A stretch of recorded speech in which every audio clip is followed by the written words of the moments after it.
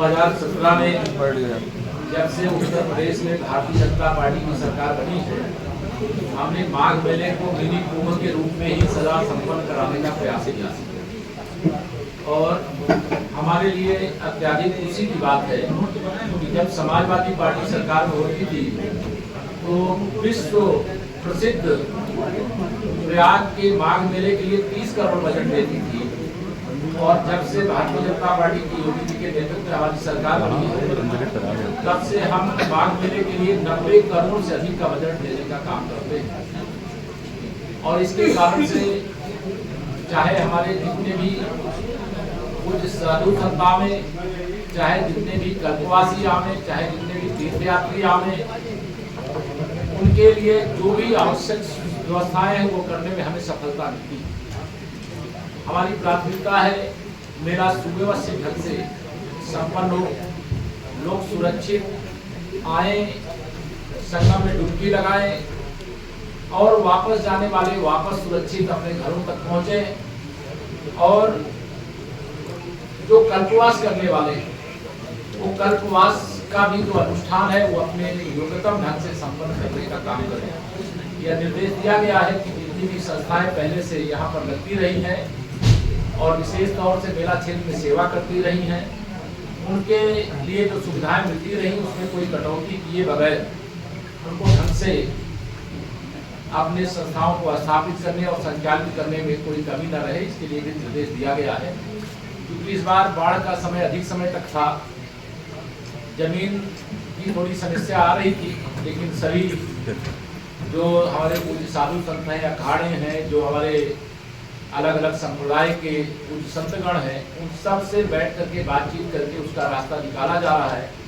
अविरल और निर्मल गंगा मैया का प्रवाह भी यह लगातार बना हुआ है। आज यह भी निर्देश दिया गया है कि प्रयागराज से लेकर के श्रृंगेरपुर तक गंगा जी के उस पार और इस पार पूरा मुक्ति से लेकर के और पूरा आरेल तक जहाँ कहीं पर भी चाहे स्नान घाट है, चाहे कोई अंत्येष्टि स्थल है, उनका एक विशेष टीम गठित करके उनकी जांच करा लें। कहीं पर भी जो विद्युत सौदागृह है उनके संचालन में उनको लेकर के किसी प्रकार की समस्या है तो उसका समाधान किया जाए और अतिरिक्त अगर विद्युत सौदागृह बनाने की आवश्यकता होगी तो वो भी बनाने के निर्देश दिए गए हैं। हमारा प्रयास है कि स्वच्छता के साथ, दिव्यता के साथ प्रयागराज का यह माघ मेला संपन्न हो। यहाँ के कुंभ मेले की 2025 की चर्चा आज भी दुनिया भर में बनी हुई है और हमें गर्व है कि एक इतिहास बनाने का काम कुंभ के मेले में हुआ था। और 2019 का कुंभ जब हम याद करते हैं और उस महाअर्ध कुंभ के समय देश के माननीय प्रधानमंत्री जी ने जो मेले की स्वच्छता के लिए समर्पित रहे, हमारे सफाई कर्मी साथी थे, बहन थी, उन सब के चरण धो करके एक संदेश दिया है कि स्वच्छता का काम जो करता है वो सबसे श्रेष्ठ है। तो इस बार भी स्वच्छता पर हमारा फोकस रहेगा, पर्यावरण की अनुकूलता पर हमारा फोकस रहेगा, सुरक्षा पर हमारा फोकस रहेगा, तीर्थयात्रियों के साथ, कल्पवासियों के साथ, पूज्य संतों के साथ एक अच्छा व्यवहार करने पर हमारा फोकस रहेगा। अभी जो डेटा है मैं आपको सूचना अधिकारी से कहूँगा कि इसकी ब्रीफ जो नोट बनी हुई है, जैसा आप सब जानते हैं कि पौष पूर्णिमा 3 जनवरी से प्रारंभ हो रही है, अर्थात कल्पवास उसी दिन से शुरू हो जाएगा। 3 जनवरी 2026 से 15 फरवरी 2026 तक यह चलेगा। 7 सेक्टरों में विभक्त करके लगभग 800 हेक्टेयर क्षेत्रफल में यह मेला बसाया जा रहा है। 42 की संख्या में अस्थायी पार्किंग बनाई जा रही है, जहां पर 1,30,000 से अधिक वाहन पार्क किए जा सकते हैं।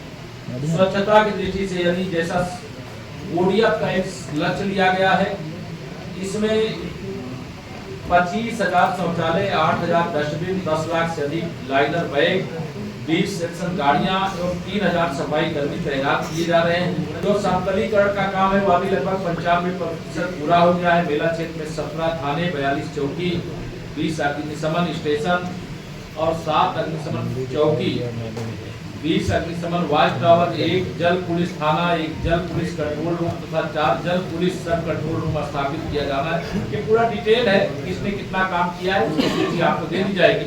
लेकिन हमारी प्राथमिकता माघ मेले को बहुत ही सुचारू ढंग से संपन्न कराने का है। जैसे कि माघ मेले में ही कुंभ मेले की स्मृतियां लोगों में ताजी हो जाए, प्रयागवासियों से ये जरूर मैं अपील आप सबके माध्यम से करूंगा। सरकार की ओर से जो भी व्यवस्था है वो सब की जाएगी, लेकिन समाज का भी उत्तरदायित्व तो जब इस प्रकार का कोई बड़ा आयोजन होता है तो उतना ही रहता है जितना सरकार का रहता है। तो समाज भी तीर्थयात्रियों की सेवा के लिए अपनी जिम्मेदारी को समझ करके उनकी सेवा, उनकी सुरक्षा, उनकी जो भी मदद करना संभव है करने में सहयोग करें। कवरेज के लिए ये होती थी कि उनके लिए भी डेडिकेटेड रूट होता था और उनके शिविर तक जाने दिया जाता था। महाकुंभ में बहुत हम लोगों को दिक्कत हुई।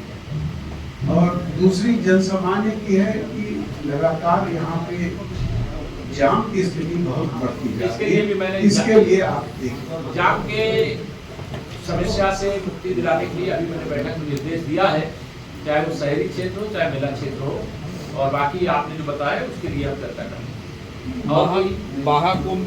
महाकुंभ के तर्ज पर जिस तरह से माघ मेला होना है, क्योंकि नेटवर्क की व्यवस्था अच्छी होगी तो उतना ही उसका प्रसार होगा। नेटवर्क की व्यवस्था अच्छी रहेगी और कोई समस्या नहीं होगी। सर, ये विदेशी पर्यटकों के लिए पर्यटकों उस सबके लिए तीर्थयात्री जो भी मेला क्षेत्र में आए वो सभी तीर्थयात्री है, हमारे मेहमान हैं, उनके स्वागत, सुरक्षा, सत्कार में, स्नान में कोई असुविधा न हो उसका ध्यान रखा जाए। कितने श्रद्धालु आने की उम्मीद है? संख्या 15 फरवरी को जब मेला का समापन होगा पूरी जारी कर दिया जाएगा। जितने भी आए स्वागत।